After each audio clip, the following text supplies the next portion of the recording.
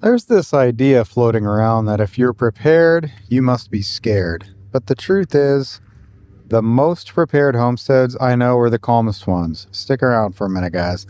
Prepared does not mean that you're afraid by any means. In 2026, what is this, February 1st? Preparedness is about stability, not panic. Today, I want to talk about the mindset shift that separates resilient homesteads from the stressed ones. Fear reacts, preparedness anticipates, panic buys, preparation builds. If your preparedness is loud, rushed, and stressful, it's probably fear wearing a prepper costume. Guys, make sure we're doing things like checking our waters. Actually, over here, I had to put blankets over our exposed PVC pipes just because of the uncertainty with the weather. We had a crazy cold front last night. You don't need to be doing panic buying. You just need to be prepared. That's resilience, okay? You don't need to stockpile a ton of toilet paper and things of that nature. Weather has its instabilities. It's like last night, we're in zone 10A. And everything froze. The waters froze, the troughs froze, so we had to come out with a hammer and crack open the water for our animals. That's just the nature, par for the course. It's the kind of times that we're living in right now.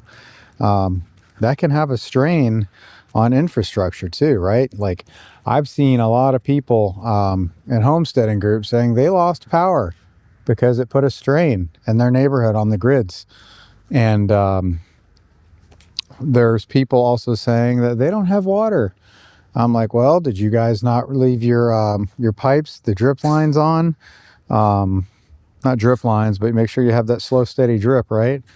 And on your furthest point on your homestead, and cover your wells, PVC pipes, things of that nature.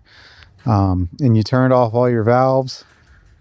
2026 demands a different kind of mindset. We don't really know what's going on right now with the global politics and everything. I don't know if you guys have seen gold and silver prices. They soared, and now they're tanking down a little bit. That means a lot from a global standpoint, with the threat of like World War III and that kind of madness going on. But you don't focus on those things. You focus on your homestead, your calmness, and being prepared. This little girl here, Mama, is due any day now. Her name is Liberty, and I will keep you guys updated on her. None of the things like weather instability, infrastructure strained, food supply inconsistencies, and the higher cost of your convenience, it's not going to mean collapse. It's going to mean responsibility for your homestead and your resilience, okay? Your chickens aren't panicking, right? They didn't care last night. The goats didn't care. The big thing is you just want to make sure, when they're roosting, get them off of those chain link fences, get them off of the posts. Like I'll show you right here. If they're standing on something like this, you want to make sure that their feet are not curled, right? You want them to be able to have flat feet so their bodies can hold the heat, things like that. That's homestead resilience. They take care of themselves, guys. They know what they're doing. Might need a little push, pick them up, move them off that, chain link, things like that. But your chickens aren't panicking.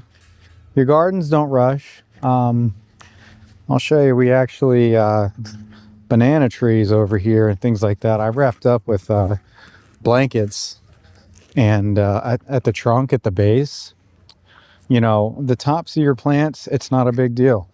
Again, this is about preparedness and resilience.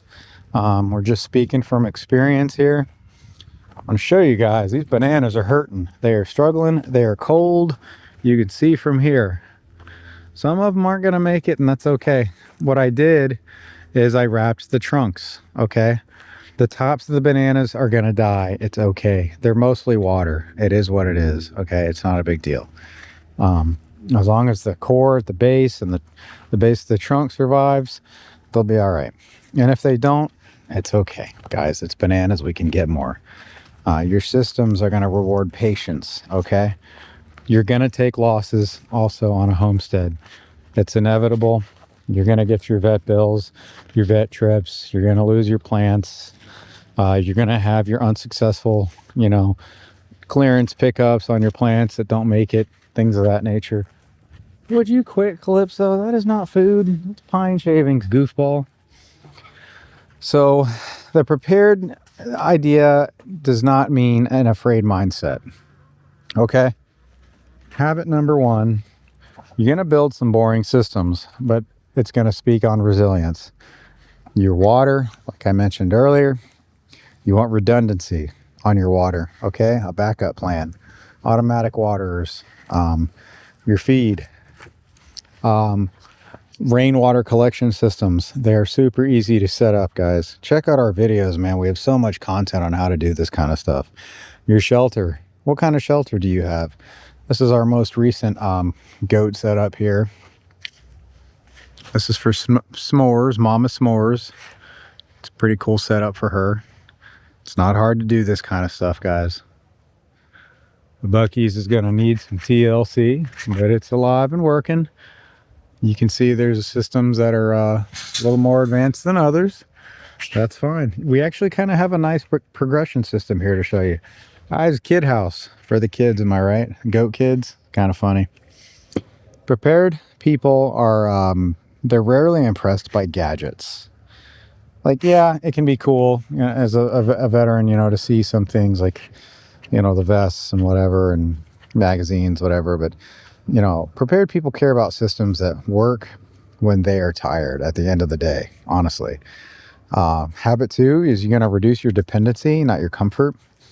That way you have your fewer, you want less emergency runs, fewer fragile systems in general, and you want to have more of a margin, right? Preparedness isn't about suffering. It's about fewer emergencies. Habit number 3, replace fear with observation. Watch your animals. Like S'mores and her babies over here. They're sleeping. Guys, it's cold. The high today is 45 degrees. And it was in the single digit wind chills this morning. So prepared people don't doom scroll. You observe what's going on in your property. Watch the weather, okay? Last night was absolutely insane. Tonight is also going to be insane as far as the weather coldness goes. What are your weak points? Don't let them pipes burst, man. That's a whole nother issue. I have videos on my channel on how to prevent that stuff from happening. Habit 4, prepare for your inconveniences, not your apocalypses, okay? The world is not ending on your homestead, okay? Prepare for things like your frozen pipes, your power outages, your supply delays, your vet shortages. Your vet trips can be very expensive, guys. Just throwing that out there. Most homestead failures are not coming from your disasters. It's typically, honestly, an inconvenience. Habit 5, Bambi's due any day now, we think, as well. Probably in the next couple weeks, I think, actually. Yeah, I'm going to say in the next few weeks, because her udders are starting to show. So the one that's due seriously any day now is Liberty. I showed you her. She's her over there. So habit number 5, teach calm to your family. Kids watch reactions. They learn. They're watching you, everything you do. Animals respond to stress. If you're stressed, they can tell. Calm spreads faster than fear. Preparedness is emotional leadership. What preparedness actually feels like: quiet confidence, less urgency, more margins, fewer surprises. Preparedness is going to feel boring. Guys, that's the goal. You want to be prepared for anything that can happen. And if you're just starting homesteading, that can seem like a lot. And in the beginning, it is a lot. Things will happen. It's okay. Being prepared does not mean that you're afraid by any means. It means that you're ready. It means that you're calm. It means you're resilient. If you are building a homestead that feels peaceful instead of panicked, guys, you're doing it right.